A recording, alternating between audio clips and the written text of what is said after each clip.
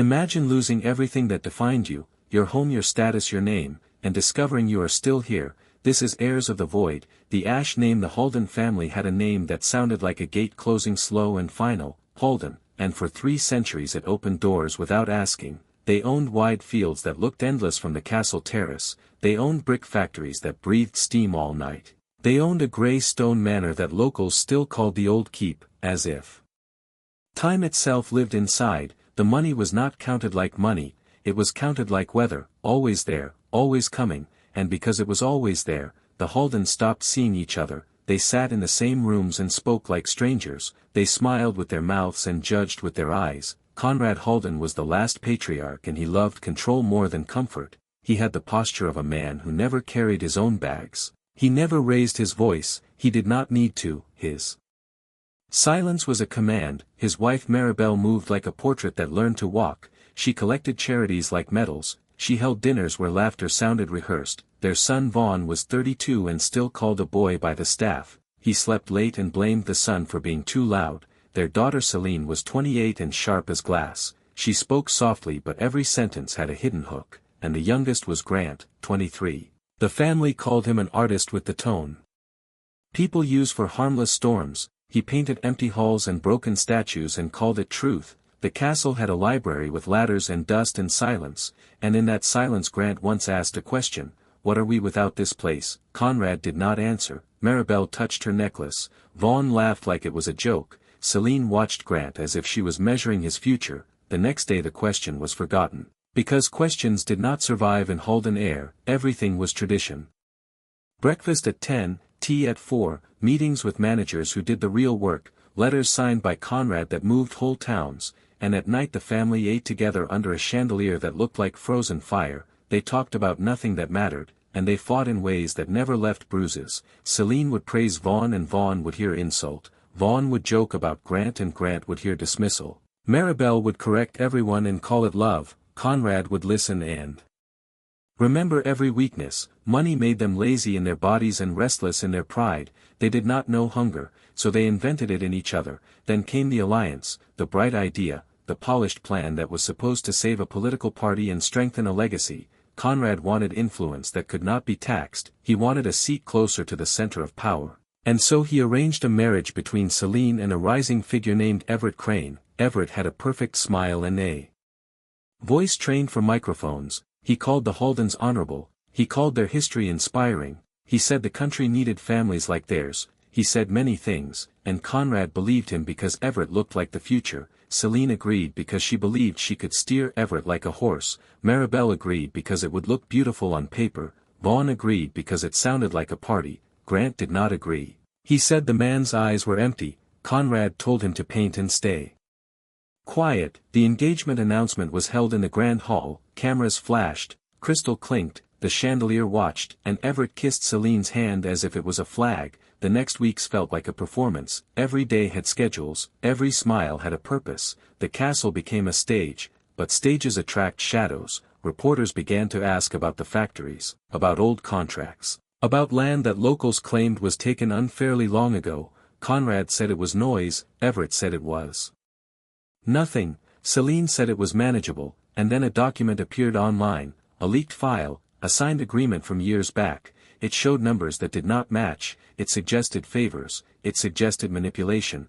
it suggested that the Halden Empire had bones under its polished floors. Conrad's lawyers moved fast, they threatened, they denied, they tried to bury the story. But the story grew because Everett Crane suddenly needed a scapegoat. He began to speak of transparency, he began to distance himself, he began to say he had been misled. Celine watched him change like paint drying into a different color. One night she met him in the garden near the statues. She asked him what he was doing. Everett said he was surviving. He said politics was a storm. He said she should understand. Celine's voice stayed calm. She said you promised. Everett shrugged, and that shrug was the sound of a door opening under their feet. The next morning the engagement ended in a statement written by Everett's team. It framed Celine as volatile, it framed the Haldens as old power clinging to privilege. Conrad read it twice, then once more, then he folded the paper carefully as if it was a funeral cloth. Maribel fainted for exactly 1 minute and then stood up as if nothing happened.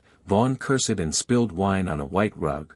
Grant felt a strange relief and a deeper fear, because he knew the castle could echo. And echoes can become collapse. Within days investigators arrived, not with drama, not with shouting, just with badges and folders and polite faces. They wanted records, they wanted emails, they wanted signatures. Conrad gave them what he could and hid what he thought mattered, but in modern light hiding was a childish game. The court process began like a slow machine starting to turn. Hearings, filings, articles, whispers, and the Halden name started to sound different, no longer a gate closing, more like ash falling. Celine hired her own attorney. She stopped eating with the family, she stayed in her room and planned. Vaughn tried to escape into parties but doors began to close. Maribel called friends and found their lines busy. Conrad walked the corridors at night as if he could hold the walls together with his hands. Grant sat in the library and painted the chandelier again and again, each time darker, each time smaller, and in the last weeks before the verdict he wrote a phrase on the back of one canvas. "We are heirs of the void," and he did not know yet how true it would become. The fall without sound. The verdict did not arrive like thunder, it arrived like dust settling, quiet and final. The court ruled that assets gained through manipulated agreements would be seized, land first, then factories, then the manor itself. The words were formal and careful, but their meaning was brutal. The Halden legacy was no longer private property, it was a case study. Conrad listened without blinking. He nodded once as if acknowledging a servant. Maribel held her hands together so tightly her rings left marks. Celine took notes even though there was nothing to write. Vaughn stared at the ceiling as if expecting it to crack open. Grant felt hollow, not shocked, hollow like a room after furniture is removed. The appeals were brief and hopeless. Influence could bend many things but not a tide already turning. The government moved efficiently, inventories were made, locks were changed. Signs were placed on gates that had never known signs. The castle emptied faster than anyone expected. Paintings were catalogued, books boxed, furniture tagged with numbers instead of memories. Staff members left quietly with envelopes and avoided eye contact. No one wanted to say goodbye to a ghost. The family was given 3 weeks to vacate, 3 weeks to compress 3 centuries into containers. Vaughn packed only clothes and bottles. Celine packed documents and devices. Maribel packed photographs she never looked at. Conrad packed nothing at first. He walked room to room, touching walls like he was checking for a pulse. Grant packed canvases that no one wanted and his notebook. The last night in the manor was silent. No dinner, no chandelier, electricity cut to half the rooms. They slept in different wings like strangers in a hotel. In the morning a grave and waited, not elegant, not symbolic, just functional. The driver did not know their name, he only had an address. The city apartment was small and smelled like paint and old cooking oil. 2 bedrooms, 1 narrow kitchen, a living room where voices bounced too quickly. The windows faced another building so close it felt like sharing breath. Vaughn laughed when he saw it, a sharp sound. Celine measured the space with her eyes. Maribel asked where the staff entrance was. Conrad stood still too long. Grant dropped his bag and felt something like relief mixed with panic. The first night they argued about beds. Vaughn wanted the couch. Celine claimed the room with the desk. Maribel insisted on quiet. Conrad said nothing. Silence no longer worked. The refrigerator was empty except for water. No one knew what to cook. Maribel suggested ordering. Celine reminded her of accounts frozen. Vaughn volunteered to go out and returned with cheap bread and something canned. They ate standing, chewing too fast. The food tasted wrong, not bad, just real. The next days were worse. Bills arrived with dates and numbers. The internet was slow. The shower changed temperature without warning. Neighbors were loud and alive. No one bowed, no one recognized them. Conrad tried to call former contacts and reached assistants who said they would call back.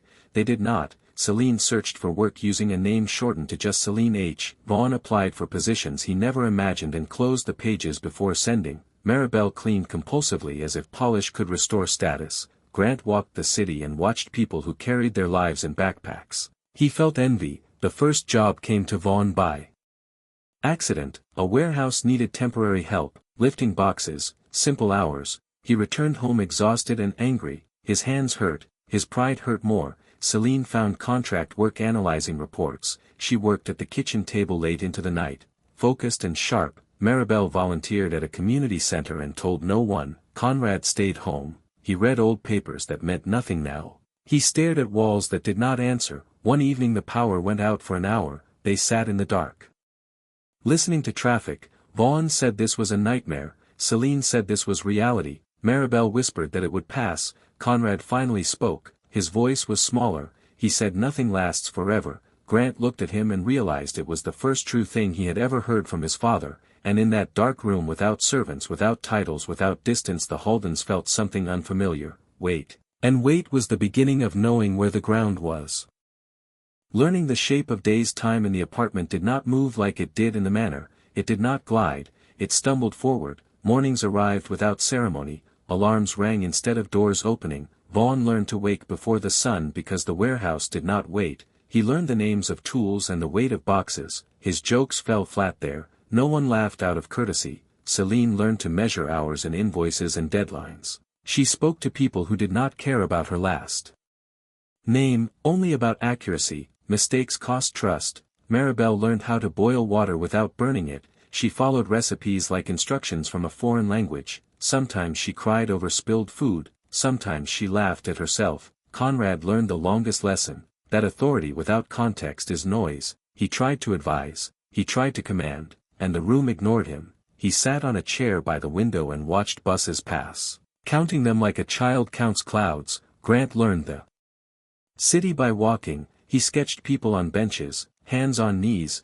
tired faces. He saw beauty that did not need frames. One afternoon he sold a small drawing to a cafe owner for cash. He held the bills like a fragile object. The money felt warmer than any inheritance. Dinner became a task, not a ritual. They took turns cooking badly and then better. Conversations changed. There was no space for performance. Vaughn complained about his back and Celine listened without judgment. Celine worried about contracts and Vaughn asked real questions. Maribel began to speak about her childhood before the manor, about a small house and a mother who sewed. No one interrupted. Conrad listened more than he spoke. When he did speak it was to ask, not to tell. One evening Vaughn did not come home on time. The old fear rose, the kind that money usually silences. Celine paced. Maribel prayed without words. Grant watched the door. Vaughn arrived late and bruised from a fall, not a fight, just clumsy exhaustion. The relief was sharp and honest, not decorative. Later that night Conrad washed dishes without being asked. His hands moved slowly, unsure.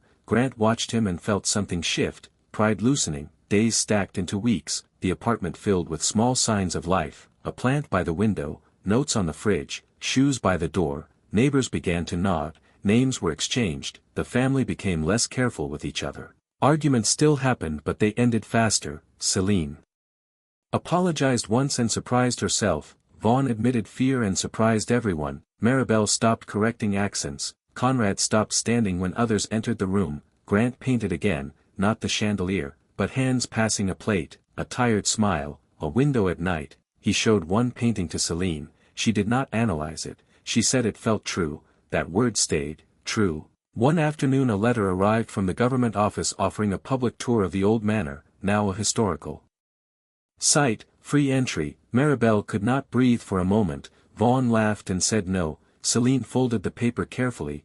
Conrad read it and placed it on the table. Grant imagined walking through those rooms as a visitor, without ownership, without weight. The thought scared him and calmed him. That night they ate together in the small kitchen. The food was simple, the room was warm, the city hummed outside, and for the first time no one missed the castle. Not openly, not honestly. The void they inherited was still there, but it was changing shape, becoming space instead of absence.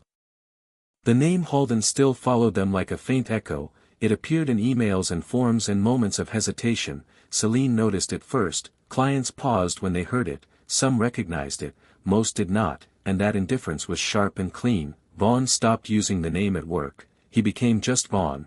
It made his shoulders lighter. Maribel struggled more. She introduced herself slowly, unsure which version was real. Conrad avoided introductions entirely. He felt reduced to a man waiting for relevance. One afternoon Celine was offered a longer contract, stability in small letters. She accepted without consulting anyone. The decision felt solid. Vaughn was promoted to supervisor after months of showing up early. His pride returned quietly, without noise. Maribel learned to cook one dish well and repeated it often. It became her signature.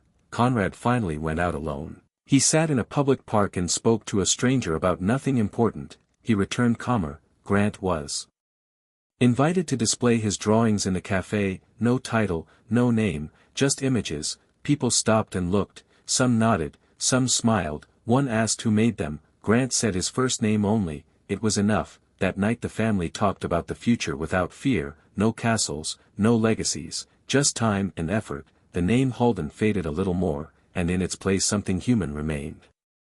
They decided to visit the old manor together, not announced, not prepared, just a day off. The building looked smaller, stripped of mystery. Signs explained history in neutral language. Tourists walked freely. Maribel cried quietly. Vaughn felt awkward. Celine observed details. Conrad stood still again, but this time he breathed through it. Grant walked slowly and sketched in his mind. A guide spoke of wealth and influence and decline. The word decline echoed, but it did not hurt as expected. It sounded accurate, honest. They left without ceremony. Outside the gates Vaughn said it was just stone. Celine nodded. Maribel smiled sadly. Conrad said nothing, but his silence was different now, lighter. Grant felt closure without triumph. On the ride home no one spoke of the manor again. Life continued without drama. That was the miracle. Routines formed, habits replaced rituals, arguments became rare and useful. Celine saved money, Vaughn trained others, Maribel taught cooking to neighbors, Conrad helped at a local archive organizing forgotten records. He found comfort in preserving instead of owning. Grant worked nights and painted days. His style sharpened, less empty space, more presence. One evening they celebrated nothing specific, just togetherness. Laughter filled the room and stayed. The void they once feared no longer demanded filling. It allowed growth, allowed choice. Years later the Halden name appeared in a textbook as a footnote. None of them noticed. They were busy living. The apartment changed, furniture replaced, walls repainted, but the closeness remained. They were no longer heirs, not of land, not of power, not of emptiness. They were people shaped by loss but not defined by it. Grant finished a final painting, 5 figures around a small table, light soft and real. He titled it simply Family, and when he looked at it he knew, the void had not taken them, it had released them.